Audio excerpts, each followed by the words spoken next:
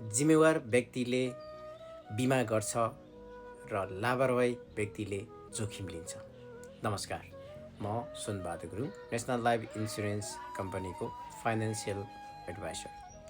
आज पनि म तपाईँहरूकै अगाडि उपस्थित भइसकेको छु। 20 लाख बराबरको बिमा गर्दा चाहिँ तपाईँलाई कति पैसा लाग्छ, कसरी तिर्नुपर्छ भन्ने कुराहरू भन्न गइरहेको छु। भिडियोलाई स्किप नगरिकन, स्क्रोल नगरिकन पुरा भिडियो हेर्नुहोला। साथै यो भिडियो मन पर्यो भने आफ्नो नजिकको साथीहरूलाई पनि सेयर गरिदिनु होला।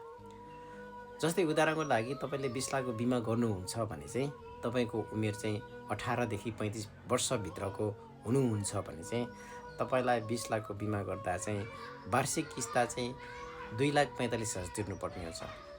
2,45,000 चाहिँ तपाईँले मात्र 4 वर्ष तिर्ने हो। प्रत्येक वर्ष 2,45,000 तिरेर 4 वर्षसम्म तपाईँले 2,45,000 पैसा तिर्दा तपाईँको लगानी चाहिँ 9,80,000 जम्मा भएको हुन्छ। त्यसपछि 5औं किस्ता तिर्ने बेलामा कम्पनीले तपाईँलाई 20 लाख बराबरको 33.3% क्यासब्याक दिँदा तपाईँलाई 6,66,000 पैसा चाहिँ कम्पनीले तपाईँलाई फिर्ता दिनुहुन्छ, मनी ब्याक दिनुहुन्छ। त्यही मनी ब्याकले तपाईँले 5 किस्ता तिर्न पुग्छ, 6 किस्ता तिर्न पुग्छ, 7 किस्ता तिर्न पुग्छ। फेरि 8औं किस्ता तिर्ने बेलामा पनि कम्पनीले तपाईँलाई मनी ब्याक दिनुहुन्छ। त्यही मनी ब्याकले तपाईँलाई 8औं किस्ता, 9औं किस्ता, 10 किस्ता तिर्न पुग्छ। अनि त्यसपछि 10 वर्ष भइसकेपछि चाहिँ तपाईँलाई एकमुष्ट बराबर 18,68,000 बराबर पैसा दिनुहुन्छ। अब कल्पना गर्नुहोस्, तपाईँले 9,80,000 मात्रै तिरेको छ, दुईचोटि मनी ब्याक भइसकेको छ, लास्टमा पनि तपाईँलाई 18,68,000 पैसा दिँदैछ भने त इट्स मोर देन डबल, होइन?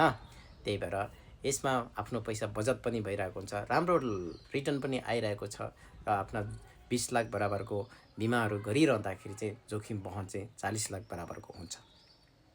खासमा बिमा भनेको नै जोखिम वहन गराउनु होस्। हाम्रो जीवनमा पल पलमा जोखिमहरू छ, तर हामीले बेवास्ता गरेको हुन्छ।